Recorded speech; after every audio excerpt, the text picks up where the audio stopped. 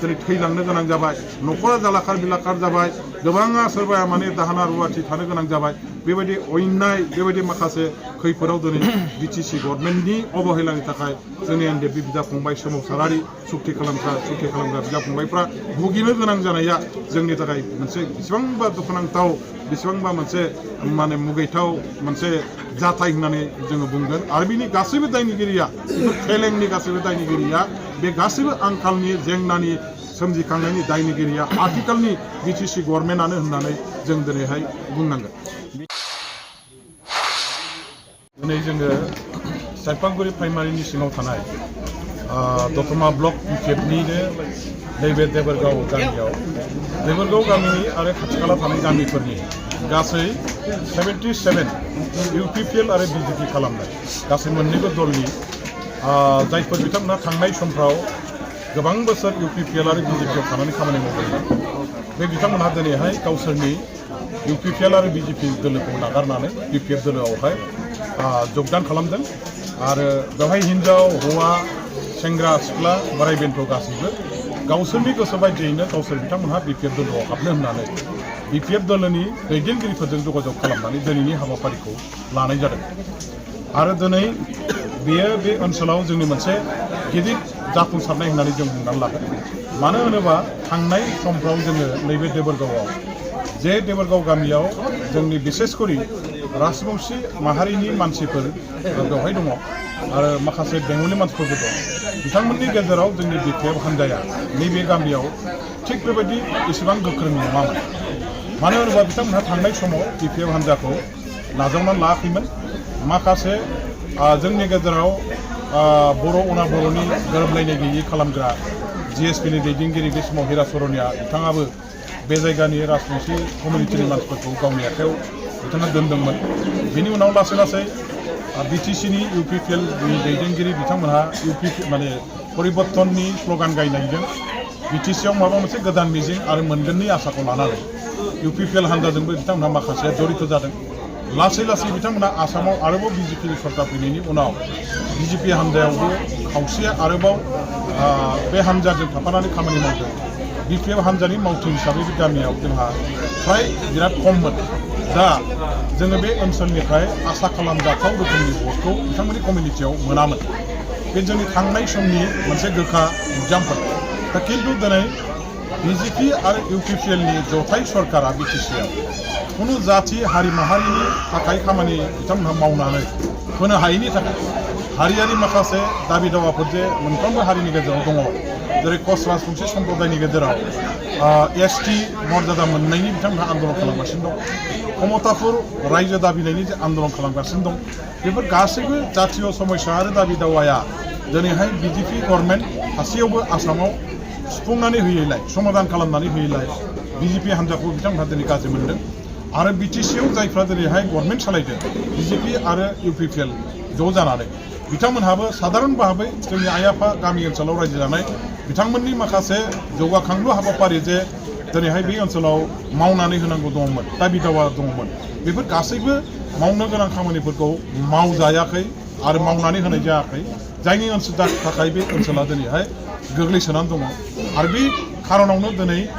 मोनफ्रोमबो दिसपुरखौ सालायग्रा सरकार आरो BTC सरकार बिथांमोननि सायाव बिथांमोननि दलनि हान्जानि सायाव बे गामिनि आइ आफा रायजो राजाफ्रा कमप्लिटलि बिसास आरो आस्थाखौ गोमानाय मोनदों आरो एकमात्र BPF हान्जा हाग्रामा महिलारि बिथांनि दैदेननायावल' BTCआव सब जाति जनगोष्ठीनि थाखाय मोनसे खामानि मावनायनि गुवार गेबें आरो गिदिरथार थांखिजों दिनैहाय जे माखासे हाबाफारि लादों बेखौनो दिनै बिथांमोनहा स्पष्ट बुजिनानै नुनानै बे हान्जाखौ अर्थात BPF हान्जाखौनो गावसोरनि माहारियारि हान्जा हिसाबै गनायथि होनानै बेवहाय दिनै दले बले फैनानै हाबफैदों आरो बेनि गेजेरजों जेराव जोंहा गसंनो थाखाय नांगौसे जखानि जोंहा बिथा गैयामोन बेवहाय दिनै जोङो फुरा मोनसेबो न'खर गैला गासैबो न'खराव BPF हान्जा बे जायगायाव जाजोब्बाय बेवहाय गुबुन हान्जानि न'खरसेबो मानसि गैला BPFनि जाजोब्बाय UPPLबो गैला BJPबो गैला GSबो गैला गतिके सारा बे गामि दरसेया दिनै जोंनि BPFनि जाजोब्बाय आरो बे जोंनि थाखाय मोनसे राजनितिक भाबै गिदिर मोनसे एचिभमेन्ट देरहासारनाय आरो बिथांमोननि बे ओनसोलनि रायजो राजाफोरखौ दले बले फैनानै BPF आव सामिल जानायखौ नुनायजों लोगोसे खाथि खालानि गुबुन गुबुन गामिफोरनि आइ आफा रायजो राजाफ्राबो गाबोन समफोर BPF हान्जायावहाय हाबफैगोननि लामाखौ लागोना रोखा आरो बिनि थाखाय इतिमध्य जोंजों जगाजग बेफोर गासैबो जागासिनो दं दा सारा जोङो दिनै दतमा ब्लकनि BPF नि सिङाव BTC दतमा समस्तियाव जोंहा जिहेतु MCLA बिथांबो दङ आरो आंबो दा जिहेतु दङ दतमा नैबे MLA समस्ति बा 29 नम्बर MLA समस्ति हिसाबै जोंनि फारसे बे दतमा ब्लक BPF नि सिङाव थानाय जाति जनगोष्ठीनि आइ आफा रायजो राजाफ्रा मोनसे बिसास आरो फोथायनायखौ लाखिनानै उनाव BPF हान्जायासो सरकार बानायगोन आरो BPF हान्जानि दारैसो जाति जनगोष्ठी हारि माहारिफोरनि दाबि दावा गांनाय उखैनाय गासैबो जौगाखांनायनि हाबाफारिफ्राबो जाफुंसार जागोन नैबे मोनसे मिजिंखौ लानानै दिनै बेवहाय रायजो राजाफ्रा बयबो दोलै नोगोरै हाबफैनायनि बे दोहौआ दा पूर्णदमे जागासिनो दङ आरो बेनि गेजेरजों फैगौ समाव जोङो नैबे BTC समस्ति दतमा समस्ति हिसाबैबो थांनाय समाव जों जेरै देरहासार जानो हादों एबारबो जों देरहासार जानो हागोन आरो MP इलेक्सन 2024 जे जागोन बेवबो दतमा समस्तियाव जेसेखि जुजिया मानो रुलिं दलनि मानसिफ्रा जोंजों खुनुदिन बिथांमोना फेर मारिनो हानाय नङा जोंनो बयनिख्रुइबो बांसिन जोङो माने दतमा समस्तिनिफ्राय 80-90% जोङो भट लानानै जोङो जोंनि MP खौ देरहासार खालामनो हागोन गावे गावे BPF गरे गरे BPF नि स्ल'गानखौ जिहेतुके नोंथांमोना लादों समग्र BTC आव नोंथांमोना लांनो थाखाय माबायदि हाबाफारि मावलांगोन आथिखालाव जोङो जोंनि बुथ लेभेल जे मोनसे माबा दङ कमिटि दङ मोनफ्रोमबो बुथ लेभेलाव जों दिनै BPF हान्जाखौ शक्तिशाली मोनसे हान्जा हिसाबै गायसननो हाबाय आरो बुथ लेभेलनि साफ्रोमबो वार्कार मावथि बिथांमोनहा दिनै सान हर खामानि मावनानै रायजोफोरनि गेजेराव BPF हान्जाखौ लांबाय आरो BPF हान्जाजों गामि दरफ्रोमबो बा मोनफ्रोमबो ओनसोलनि आइ आफा रायजो राजाफ्रा जाति जनगोष्ठीनि आइ आफाफ्रा दिनैहाय बिथांमोनहा जड़ित जाजोब्बाय आरो बेनि बादैबो जोंहा जिहेतु जोंनि BPF हान्जायाव दिनै कच राजबंशी सेल दं बेंगलि सेल दं माइनरिटि सेल दं आदिबासी सेल दं राभा सेल दं जोंहा माने नाथजोगी नेपाली सेल गासैबो जाति जनगोष्ठीफोरखौ लानानै बे हारिफोरनि आइ आफा रायजो राजाफोरनि गेजेराव BPF हान्जाखौ जरदार भाबै लांनानै गायसननांगौनि थाखाय BPF हान्जायाव बेफोर हारिफोरखौ गुबुन गुबुन हारिफोरखौबो जरदार भाबै लाबोनांगौनि खाथिराव बे सेलफोरखौ जोङो खामानि मावनो दायित्व होदों आरो सेलफोर थानायनि थाखाय दिनैहाय मोनफ्रोमबो हारि माहारिनि आइ आफा रायजो राजाफोरनि गेजेराव BPF हान्जाया सिगांनिख्रुइ बांसिनै गुवारसिनै गोख्रोंसिनै दिनैहाय रोदा सुनो हादों जायगा आवग्रिनानै लानो हादों आरो गावनि बिथाखौ जों मजबुत खालामनानै लानो हादों बेनि गेजेरजों दिनै बर' हारसा मोनफ्रोमबो जाति जनगोष्ठीनि गेजेरावनो BPF हान्जाया न'खर न'खर दिनै बयनिबो हान्जा हिसाबै जोङो इस्टाब्लिश जानो हाबाय आरो बेनि गेजेरजोंनो दिनै जोङो फैगौ BTC इलेक्सननि सिगां MP इलेक्सन जे जागोन बे MP इलेक्सननिफ्राय जोंनि देरहासारनायनि जे जागायनाय BTC दखल खालामनायनि जे जाफुंसारनायनि राजनिथि बेयो जागायसिगोन आसाम एसेम्बलि बाजेट सेसना जाना थांबाय 29 सोनाब क'क्राझार बियाबनि थाखाय नोंथाङा जिखिनि जौगाखांनायनि खामानि मावदों बिनि सोमोन्दै गुसुङै फोरमायगोन नामा थांनाय समफ्राव हानायखिनिखौ आसाम गभर्नमेन्टनिफ्राय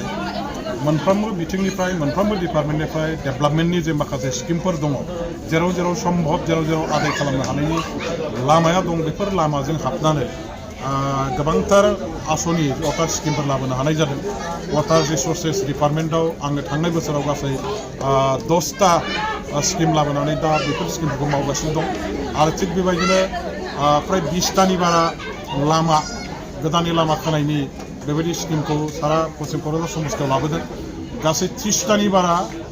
SDRFआव स्किम लाबोनानै दा मावगासिनो दङ SDRFनि स्किमा गासै सानजा क'क्राझार सोनाब क'क्राझार आरो गसाइगाव मोनफ्रोमबो समस्तियाव आङो आसाम गभर्नमेन्टनिफ्राय बिधान लाबोनानै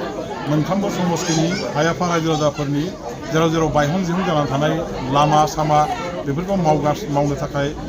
रायजो राजाफोरखौ लानानै बे स्किमखौ सेंसन खालामनाय जादों आरो बेबायदि गोबांथार माखासे WPTBC डिपार्टमेन्टनिफ्राय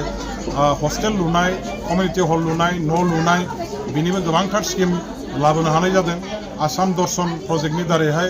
मन्दिरफोर लुनायनि गोबां स्किमफोर लाबोनाय जाबाय आरो बेबायदि गोबां माखासे जोंनि फरायनाय फरायसाफोरनि नामाव स्कलारशिप होनाय आरो बेमाराव गोग्लैनाय रायजो राजाफोरनो रांखान्थियारि अनसुंथाइ होनायनि नामाव गोबां माखासे बेनिफिसियारिफोरखौ सायख'नानै हेफाजाब खालामनो हानाय जादों आरो बेबायदि हाबाफारिखौ थांनाय बोसोराव 23-24 फाइनान्सियेल इयारनि समावहाय मावनो हाफुंनाय जादों आरो फैबाय थानाय जे दा आथिखालाव जोबनानै थांनाय जे बाजेट सेसन बेनि गेजेराव आसाम गभर्नमेन्टआ आसामाव डेभेलपमेन्टनि खामानि मावनो थाखाय मोनफ्रोमबो डिपार्टमेन्टआव जेखिनि माखासे बाजेट एल'केसन बिथांमोनहा हमनाय जाबाय बेनिफ्राय फैबाय थानाय समनि जे हाबाफारि लानो गोनां जायोबा आङो पिडब्लिउडि वाटार रिसोर्सेस एग्रिकालचार आरो ससियेल वेलफेयार डिपार्टमेन्टआव जेखिनि खामानि मावनांगौ दं बेनि थाखाय स्किम लाबोनो आसाम गभर्नमेन्टनि फारसे जेखिनि आंनि समस्ति डेभेलपमेन्टनि नामाव प्रजेक्ट साबमिट खालामनांगौ बेखौ साबमिट खालामनानै मावनो थाखाय आङो साखाफारा जागासिनो दं दा इलेक्सननि जिहेतु सम इलेक्सन नटिफिकेसन जानाय समाव इलेक्सन जाफुनायाव जेबो जानाय नङा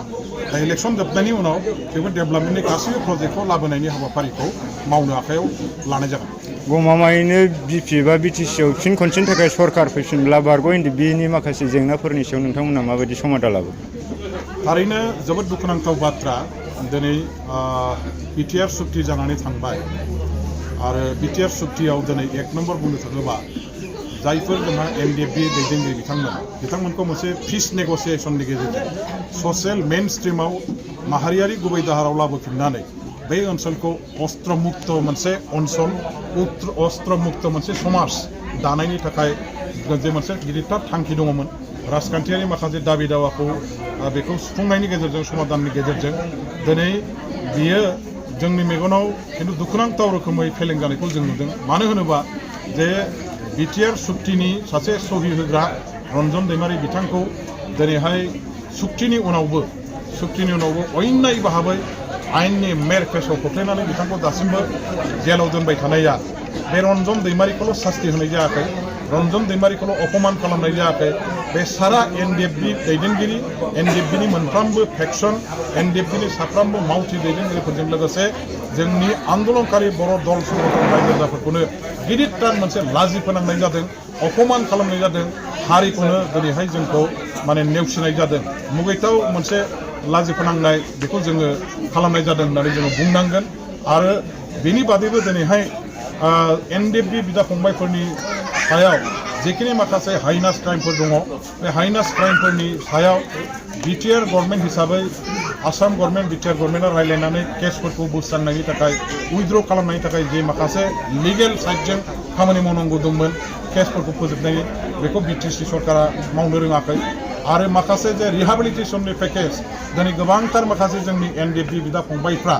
माने बिथांमोनहा जे आसाम गभर्नमेन्टनिफ्राय फाइनान्सियेल ग्रान्ट हिसाबै 4 लाख करिया थाखा होनाय जादों खावसेनि बारा NDFB बिदा फंबायफ्रा दिनै मोनाखै आरो बे रिहाबिलिटेसन ग्रान्टखौ होनायाव सोरबा रन्जन दैमारि सोरबा गबिन्द बसुमतारी ग्रुप सोरबा माने धीरेन बर' ग्रुप होननानै सोरबा सावरायग्रा ग्रुप होननानै बासिक्ल' सोरनोबा होनाय सोरनोबा होआखै बेबायदि खालामनाया बेसेबांबा मुगैथाव बेसेबांबा मोनसे दुखुनांथाव बाथ्रा जादों सुक्ति खालामग्रा NDFBनि बिदा फंबायफोरखौ फेक्सन हिसाबै नायख्ल' जाख्ल' बासिक्ल' खालामालासे साफ्रोमनोबो दाहालागै फोजोबनांसिगौमोन रिहाबिलिटेसन ग्रान्ट होनायखौ बेखौ होनो हायैयाबो मोनसे गिदिर फेलें आरो बेजों लोगोसे जेसेबां सारेन्डारि NDFB बिदा फंबायफोर दङमोन जायफ्रा बैसोगोरा जाबाय बिथांमोनखौ सिभिल साख्रियाव होनांगौमोन आसामाव जे 1 लाख साख्रि होनाय जाबाय बे 1 लाख साख्रि होनायनि गेजेरावनो खमसे खम 4-5 हाजारसो सिभिल साख्रिफोरखौ आसाम गभर्नमेन्टनिफ्राय NDFB बिदा फंबायफोरखौ रिहाबिलिटेसन होनायनि नामाव मोनसे खथा हिसाबै BTC गभर्नमेन्टआ बिनानै लानानै आरो बे खथायावनो बिथांमोनखौ साख्रि होनायनि बेबस्था खालामनांगौमोन आसाम पुलिस पारामिलिटारि फर्स आसाम राइफल BSF CRPF आर्मियाव बिथांमोनखौ जायफ्रा बैसो दङ बेबायदि सिकिउरिटि फर्सआव थांनायनि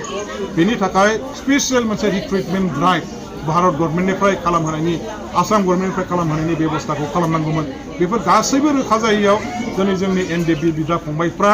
गासैबो एखेबारे ना मावा रोनावनाय बायदि गोदाव सोराव बिथांमोनहा रोनाव लानानै दं सोरबा दंफां फायखारि सोरबा बन फायखारि सोरबा हाजिरा मुजिरा थेला रिक्सा अट' सालायनानै जानो गोनां जाबाय गोबां जोंनि NDFB बिदा फंबायफ्रा दिनै थांनानै थानायनि राहा लामा गैयैयाव सोरबाया सुइसाइड जाबाय सोरबाया बेमाराव आजाराव गोग्लैनानै दिनै थैलांनो गोनां जाबाय न'खरा जालाखार बिलाखार जाबाय गोबाङा सोरबाया माने दाहोना रुवाथि थानो गोनां जाबाय बेबायदि अन्याय बेबायदि माखासे खैफोदाव दिनै बिटिसि गभर्नमेन्टनि अबहेलानि थाखाय जोंनि एनडिएफबि बिदा फंबाय सोमावसारारि सुक्ति खालामग्रा बिदा फंबायफ्रा भुगिनो गोनां जानाया जोंनि थाखाय मोनसे बेसेबांबा दुखुनांथाव बेसेबांबा मोनसे माने मुगैथाव मोनसे जाथाय होननानै जोङो बुंगोन आरो बिनि गासैबो दायनिगिरिया फेलेंनि गासैबो दायनिगिरिया बे गासैबो आंखालनि जेंनानि सोमजिखांनायनि दायनिगिरिया आथिखालनि बिटिसि गभर्नमेन्टआनो होननानै जों दिनैहाय बुंनांगोन बिटिसिनि 6 शिड्युलनि नर्म्सखौ जेरै दं एरै इनटेक्टआव लाखिनो थाखाय बिटिसिनि नागरिकफोरखौ मा खावलायगोन थारैनो दुखुनांथाव बाथ्रा बिटिआर सुक्तिनि गेजेरजों बिटिसि अरिजिनेल 6 शिड्युलनि गासैबो स्ट्राक्चार फाउन्डेसन पिलारफ्रा दिनै लरग' थरग' जोबस्रांनायनि लामायाव फैदों बेनि 1 नाम्बार उदाहरना जाबाय जोंनि बिटिसिनि मोनखानाय 40टा डिपार्टमेन्टनि 16टा डिपार्टमेन्टखौ आसाम गभर्नमेन्टनो बिटिसि गभर्नमेन्टआ मोनसे नटिफिकेसननि गेजेरजों बिथांमोननो गासैबो गोहो आरो डिपार्टमेन्टखौ गथायनानै होनाया आरो बेजों लोगोसे दिनैहाय आसामाव जे 1 लाख साकरि होदों बे 1 लाख साकरि होनायखौ सेन्ट्रेलाइज मोनसे रिक्रुटमेन्ट पलिसिनि गेजेरजों बिटिसिनि गासैबो जे पस्ट खालिफोर बे पस्ट खालिफोरखौबो लांजोबनानै आसामा इन्टारभिउ खुंनानै बिटिसिनि पस्ट खालियाव डाइरेक्ट आसामनिफ्राय रिक्रुटमेन्ट खालामनानै एपइन्टमेन्ट होनानै जोंनि बिटिसिनि जोंनिनो बिदा फंबाय बिब' बिनानावफोर मोननांगौ साख्रि मोननांगौ जोंनि खाबुखौ गासैबो सेख'नानै दिनै आसाम गभर्नमेन्टआ जे गावसोरनि गोसो बायदि एपइन्टमेन्ट होलानानै जोंनि बिदा फंबायफोरखौ हाफाम बुवा खालामबाय बेफोर गासैबो दिनै जोंनि मोनखानाय क्षमताखौ 6 शिड्युल बिटिसि हिसाबै जों 2003 सुक्तिनि गेजेरजों जे मोनदोंमोन बेखौ माने दिनै लोरबां खालामनानै दानि आथिखालनि बिटिसि गभर्नमेन्टआ सालायनायनि जाहोनाव जानाय आरो बेनि थाखाय जोङो दिनै बेखौ स्पष्ट बुंनांगोन जे बिटिसिआव जेसेदिन इउपिपिएलनि सरकारा थागोन इउपिपिएलजों मिलिजुलि सरकारा बिटिसिआव जेसेबां थागोन जोंनि बिटिसिआ दा जेसेबां जोबस्रांनानै दङ बेनिख्रुइ इयुनाव जुदि आरो बिसोर सरकार सालायबावोबा बेनिख्रुइ गाज्रिसिन रोखोमनि जोबस्रांगोन जोङो बेवहाय माने मोनखानाय बिटिसिखौ मोनखानाय रायजोखौ डिमापुर रायजोआ जेरै गोमालांदोंमोन मोनसे समाव बेबायदि गोमालांनाय मोनसे माने बे थासारिखौ जों नुहैगोन बेखायनो जोंनि सारा बिटिसि ओनसोलनि संग्रामि दावहारु सोमावसारारि आइ आफा रायजो राजाफोर दल संगठनखौ जों खावलायगोन मोनखानाय बिटिसि जोंनि थैजों जोनोम होनाय बिटिसिखौ गोबांथार खस्थ' गोबांथार दावहा जुजिनाय सोमावसारनायनि गेजेरजों मोननाय बिटिसिनि क्षमता मोननाय बिटिसि रायजोखौ फोथांनानै हमथानानै सिकिउरिटि होनांगौनि थाखाय दिनैनि दिनाव मोनसेल' लामा दं आरो बे लामाया जाबाय इउपिपिएलखौ नागारनानै बिटिसि आरो बिपिएफजों थाफानानै बयबो माने खामानि मावनाय गतिके गासैबो रायजो राजाफ्रा बिपिएफआव फैनानै गले गले जोङो हाबफैजोबनानै खामानि मावनांगौ आं बेनि थाखाय खावलायहरो